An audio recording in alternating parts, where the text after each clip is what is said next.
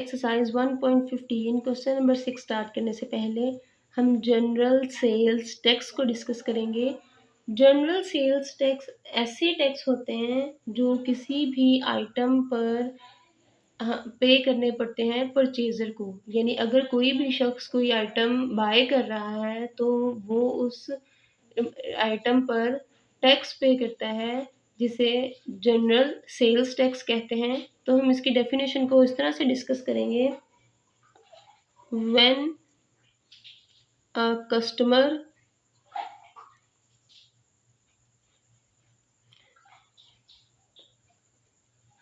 purchases an item, he pays an extra tax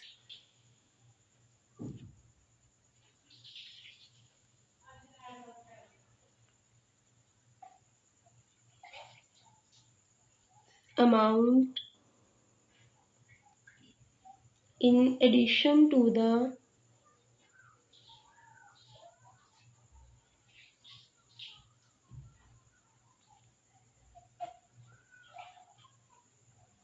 original price of item. This extra amount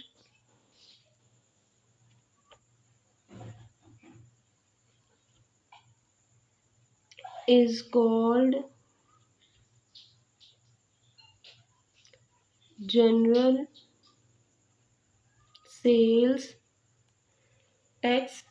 तो students, general sales tax एक ऐसा tax है जो किसी भी आइटम पर एक्स्ट्रा पे करना होता है। सपोज करें आपकी आइटम है 4000 की और उस पर जनरल सेल्स टैक्स है 500, तो हमें अपनी आइटम की परचेजिंग के वक्त उसकी जो ओरिजिनल अमाउंट है उसके साथ साथ जनरल सेल्स टैक्स भी ज़रूर पे करना पड़ता है। तो स्टूडेंट्स, अब हम इसी कॉन्सेप्ट को क्वेश्चन में यूज़ करेंगे। स्टूडेंट्स, क्वेश्चन नंबर 6 है, Amar wants to buy an air conditioner of price 200,000 if rate of GST is 17%, then find how much money Amar has to pay। तो स्टूडेंट्स, GST में हमने यही फाइंड किया था कि बेसिकली हमें ओरिजिनल प्राइस के साथ साथ एक्स्ट्रा अमाउंट भी पे करनी पड़ती है, जिसे हम GST कहते हैं।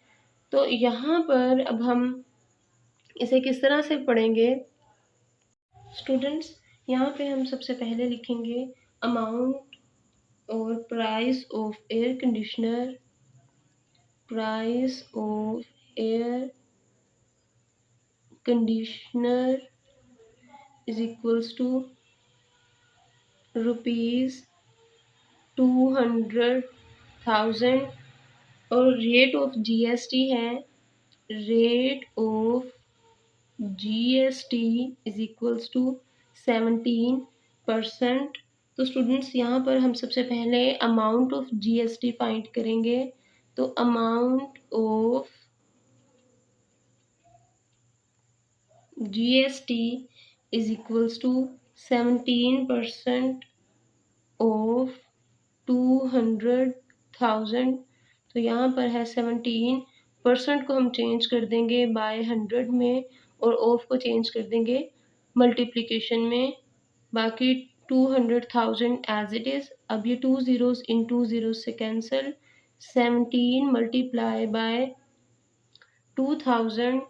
तो स्टूडेंट्स, अब यहाँ पर 2000 को 17 से मल्टीप्लाई करेंगे, 700 700 700 7 2s are 14, 100 100 100 2 1s are 2, 0 0 0 4 and 3। तो स्टूडेंट्स, हमारे पास आंसर होगा यहाँ पर 34,000। तो अमाउंट ऑफ GST है 34,000। अब हमें फाइंड क्या करना है, find how much money Amar has to pay, यानी अमार को कितना पे करना पड़ेगा। अमार को बेसिकली पे करना पड़ेगा original price of air conditioner and amount of GST। تو یہاں پر ہم لکھتے ہیں Amar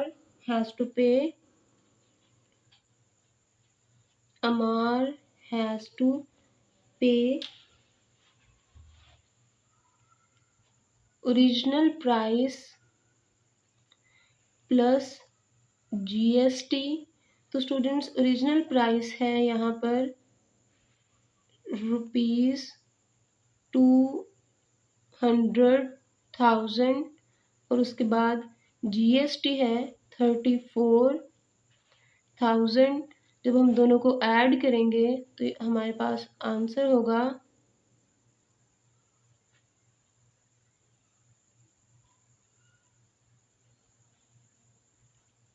0 + 0 0 + 0 4 + 0 4 3 + 0 3 and 2 as it is. تو اسٹوڈینٹس ہمارے پاس ٹوٹل پے ہے 234,000 rupees. Students exercise 1.15 question number 7 ہے the price of one chair is ₹5,000. Find the amount of GST on 50 such chairs at the rate of 17%. تو اسٹوڈینٹس یہاں پر ہم سب سے پہلے price of one chair کو لکھیں گے. Price of one chair is equals to ₹5,000 اور 50 چیئرس کی پرائس فائنڈ کرنے کے لیے ہم لکھیں گے price of 50 chairs is equals to 50 multiplied by 5,000. اب ہم 5,000 کو 50 سے ملٹیپلائی کریں گے 0 0 0 0 5 0 کراس سائن 5 0 0 5 0 0 5 0 0 اور پھر 5 5 25. تو اسٹوڈینٹس یہاں ہمارے پاس اماؤنٹ ہے 250,000. تو یہ ہمارے پاس پرائس تھی 50 چیئرس کی اور ریٹ آف GST ہے 17%. تو ہم اسے یہاں پر اس طرح سے لکھیں گے rate of GST is equals to 17%.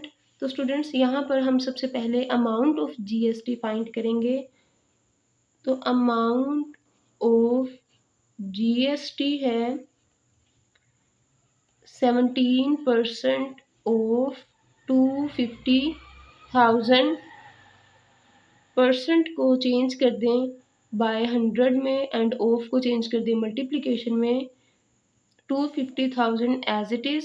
2 zeros are cancelled out by these 2 zeros اور اب ہم یہاں پر لکھیں گے 17 ملٹیپلائی بائی 2,500. تو اسٹوڈینٹس یہاں پر ہم سمپلی 2,500 کو ملٹیپلائی کریں گے 17 سے.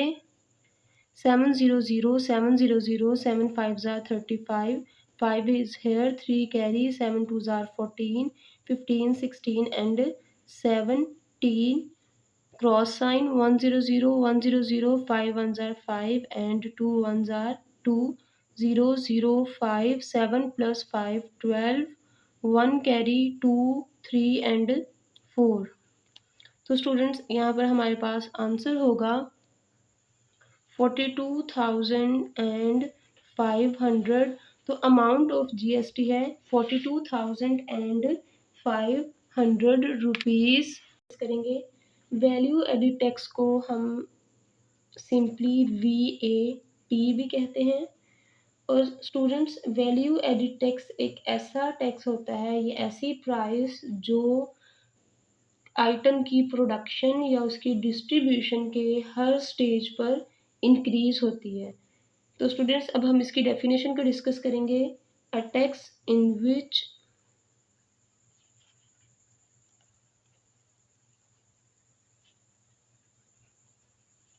the price of an object or item is increased during production और डिस्ट्रीब्यूशन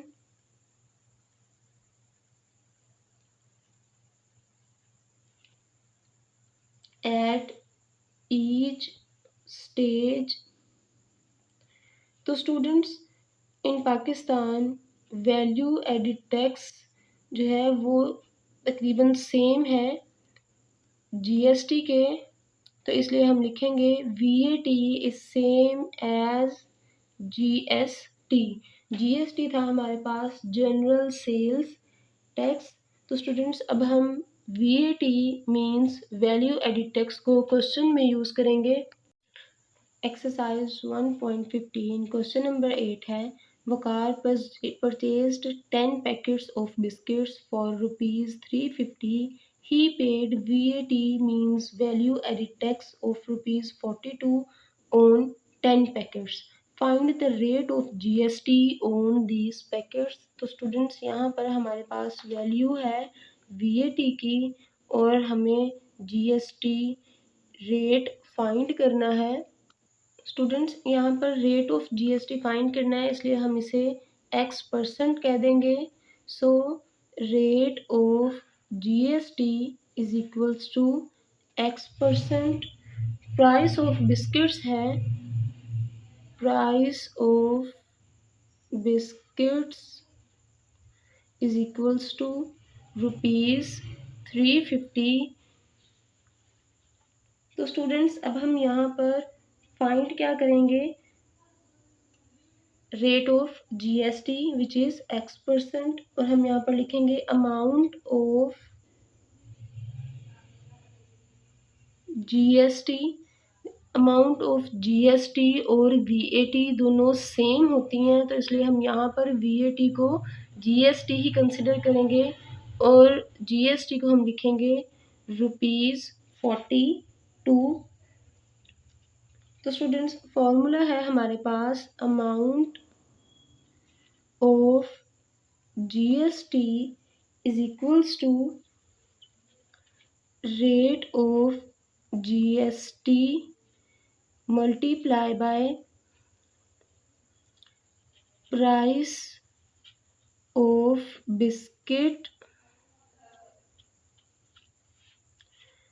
रेट ऑफ GST है हमारे पास X% और प्राइस ऑफ बिस्किट्स है 350। अमाउंट ऑफ GST है 42। तो स्टूडेंट्स, यहाँ पर 350 मल्टीप्लाई हो रहा है, जब ये दूसरी साइड पे जाएगा तो ये डिवाइड हो जाएगा, तो इसलिए हम यहाँ पर लिखेंगे 42 divided by 350 is equals to, percent को चेंज कर दें बाय 100 में और X एज इट इज़। अब 100 यहाँ पर डिवाइड हो रहा है, जब ये दूसरी साइड पे जाएगा तो मल्टीप्लाई होगा, तो इसलिए हम यहाँ पर लिखेंगे 42 by 350 multiply by 100 is equals to X। Students, 10 को हम कैंसिल कर देंगे, 5 2s are 10 and 5 7s are 35, 7 1s are 7, 7 6s are 42। तो स्टूडेंट्स, हमारे पास रेट ऑफ GST X है, 6 2s are 12। Students, rate of GST को हम हमेशा परसेंट में शो करते हैं, इसीलिए हम यहाँ पर लिखेंगे 12%